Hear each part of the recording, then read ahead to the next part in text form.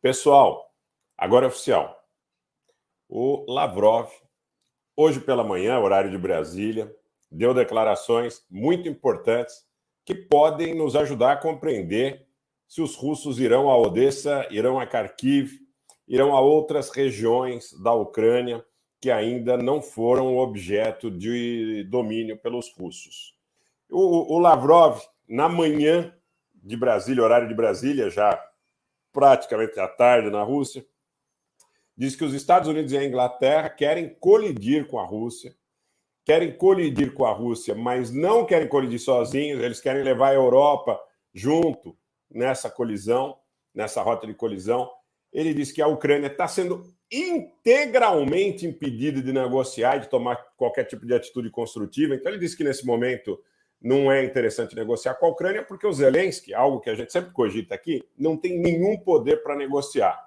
Ele diz que, na realidade, o Zelensky falou em paz quando chegou ao poder, mas não respeitou o direito dos russos, não respeitou o direito da língua russa, da cultura russa, e fica muito claro, segundo ele, que o mundo segue em risco de uma guerra nuclear. Ele diz que numa guerra nuclear não tem vencedor.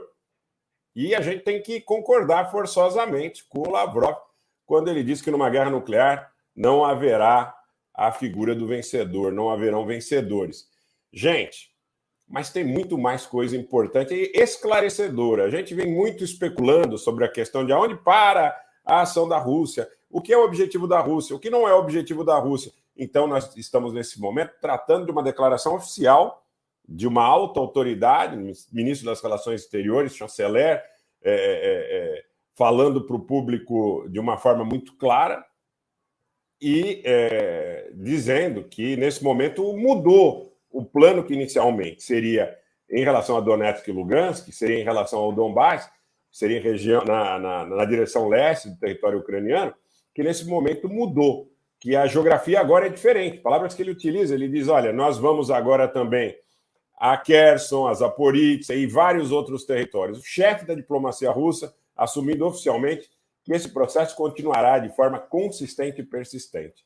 Ele alertou, inclusive, que esses objetivos podem, inclusive, se expandir na medida em que o Ocidente continue enviando armas de longa distância para a Ucrânia.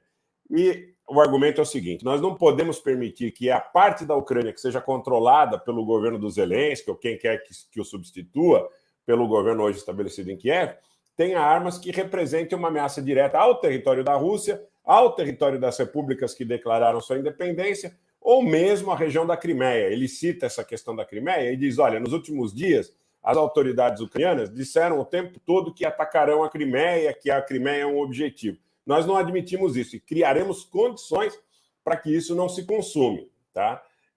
Isso precisa ser observado de uma forma diferente, a partir de agora, inclusive porque ele entra em detalhe, gente, no que diz respeito à questão das regras dessa operação. Ele chama da seguinte forma, ele diz que o exército russo agora não tem mais o objetivo do Donbass, o que mudou a estratégia, ele diz que a geografia agora é outra, e fala, por exemplo, na questão dos HIMARS, de 300 quilômetros, que, segundo autoridades de Lugansk e Donetsk, já foram entregues ao governo ucraniano.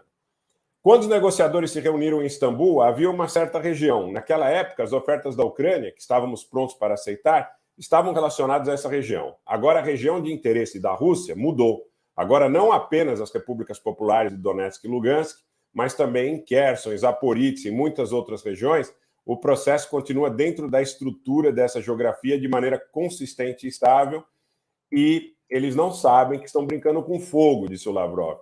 O Lavrov disse o seguinte, o Ocidente, continuando a armar a Ucrânia da maneira que está fazendo, além de complicar a situação, vai nos colocar constantemente sob um novo aspecto de geografia. Primeiro, vamos reiterar, pessoal, em função da chegada aí dos amigos, dos espectadores, ele disse que negócio com o Zelensky não tem. Não dá para negociar com o Zelensky, porque o Zelensky tem que se reportar a Washington e Londres, e Washington e Londres não querem que ele negocie, não querem que ele faça concessões. Esse é um ponto. Depois ele vai claramente dizendo, olha, no começo a gente tinha um objetivo, estabelecer o controle no Donbass, Donetsk e Lugansk. Esse objetivo mudou. Mudou até em função do desafio que o Ocidente propôs, utilizando a Ucrânia como anteparo. Então, não tem conversa nesse momento e a geografia da operação mudou Ele não falou claramente, por exemplo, em Odessa, mas a gente entende que a coisa caminha também nessa direção, inclusive no sentido de Kharkiv, tá? Inclusive no sentido de Kharkiv, porque, inclusive, símbolos dessas regiões têm aparecido bastante nas mídias russas, tá? Ele respondeu uma pergunta sobre a postura de Moscou, né? No seguinte sentido: nesta fase, a Europa pode ter problemas em relação à questão do suprimento da energia. A Rússia tem uma política que é de cumprir contratos, mas se eles criarem obstáculos, e aí ele cita, por exemplo, a questão desses reparos técnicos que o Canadá, a Alemanha andaram retendo peças e tudo mais, se vocês quiserem criar dificuldade para que nós possamos cumprir contrato, eu também não vou ficar chateado se vocês ficarem sem o gás. Primeiro ele diz, olha, a gente tem uma política que é uma política de cumprir contrato, mas se vocês não permitirem que nós criemos condições para que nós possamos levar os nossos contratos a cabo de maneira régia, eu também não fico chateado, tá? Então, quer dizer, vão sendo dia a dia também criadas condições para uma situação de, muito provavelmente, em algum momento, nós termos aí, eventualmente, uma mudança de postura, inclusive em relação à questão do suprimento do gás. Vocês estão dificultando o nosso envio do gás, vocês estão criando com muita coisa. E ele fala também, gente, uma outra coisa aí, uma outra coisa que eu acho importante. Ele fala sobre essas questões ambientais que estão sendo suscitadas pela mídia ocidental, como um ataque também em razão da quantidade de reservas de combustíveis fósseis que a Rússia detém. Eles, olha, muita coisa que vocês estão colocando aí em relação à questão de agendas ambientais e tudo mais, deriva de um trabalho de longo prazo que é feito com o objetivo de desvalorizar as nossas reservas, os nossos commodities. Mas vocês vão precisar dessas reservas, desses commodities. Gás, o petróleo e tudo mais, né? Vocês sabem que o carvão, por exemplo, polui muito mais do que qualquer outra alternativa em relação ao gás e ao petróleo. E está rolando, não posso aqui sonegar essa informação, está rolando uma tentativa muito grande da União Europeia de estabelecer novas fontes de fornecimento de gás e de petróleo. Vocês sabem, o Azerbaijão aí está sendo bastante... agradam o Azerbaijão, puxam-lhe o saco, a verdade é essa, né? Porque tem muito gás e muito petróleo, e vai o ministro de Relações Exteriores do Azerbaijão conversar com Stoltenberg em Bruxelas, a Ursula von der Leyen vai para Baku, mas também a Argélia é cortejada de alguma forma, os Emirados Árabes encaminham seu representante para a França. Tudo isso que está acontecendo, gente, tudo isso que está acontecendo de forma simultânea, mostra aí que provavelmente o objetivo da Rússia em relação a essa operação está se expandindo de maneira sucessiva, em razão, inclusive, dos desafios também, de forma sucessiva, estarem sendo ampliados em direção a esta operação da Rússia. O que diz o Ocidente? Por seu lado, o Ocidente é o seguinte, que essa operação da Rússia tem um objetivo de expansionismo territorial, tá?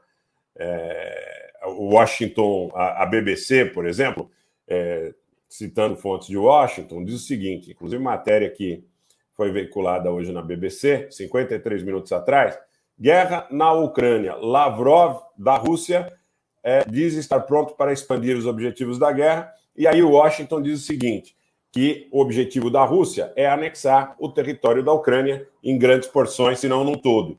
Tá? A alegação de Washington é essa. O Washington diz, inclusive, citando fontes aqui anônimas, que a coisa não para em Mariupol, em Melitopol, em Kherson, na Crimeia, e vai para Odessa, e vai para Transnistria, e pode chegar, inclusive, a porções maiores, se não todo do território ucraniano, que seria um projeto expansionista da Rússia. Essa é a versão de Washington. Tá?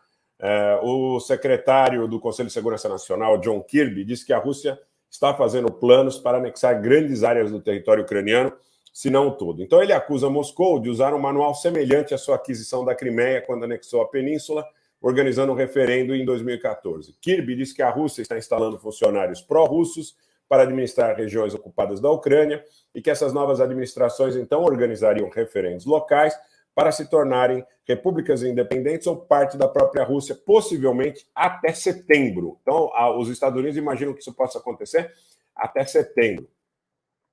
E os Estados Unidos dizem que, em função disso, vejam quando nós falamos no risco nuclear, nós não estamos brincando. Tá? Os Estados Unidos dizem que, em função disso, incrementarão a ajuda militar à Ucrânia. Então, você tem de um lado os Estados Unidos dizendo que nós vamos incrementar a ajuda militar à Ucrânia porque os russos querem anexar o território ucraniano. Do outro lado, os russos dizem: quanto mais vocês incrementarem essa ajuda, quanto mais essa ajuda possa nos ameaçar, nós vamos expandir geograficamente o objetivo da nossa ação. E aí já tem gente, eu quero dizer isso para vocês, já tem analista importante. Eu recebi uma ligação hoje pela manhã de um analista importante na Europa que disse o seguinte: quando Lavrov, logo depois da fala do Lavrov, fala em expansão do objetivo geográfico, ele não limita essa expansão do objetivo geográfico, eventualmente, ao território ucraniano. O que ele quer dizer é o seguinte: se a OTAN nos ameaçar, se essa ameaça parte da Polônia, nós vamos tentar neutralizar essa ameaça em situ, no território da Polônia. Quer dizer, essa é uma análise de um especialista que está observando isso de fora, mas está dizendo, quando ele não fecha a questão em relação à Ucrânia, porque ele não diz, ele diz, expansão do objetivo geográfico, territorial, em função da ameaça, que, de maneira velada, ele está mandando um recado: olha, se vocês nos ameaçarem da Finlândia, de repente a Finlândia entrando efetivamente aí na OTAN, primeiro eles dizem, nós vamos colocar um espelho na nossa fronteira das armas que vocês tiverem ali, mas se essas armas nos ameaçarem, nós podemos neutralizá-las indo ao objetivo físico. Então a coisa está ficando cada vez mais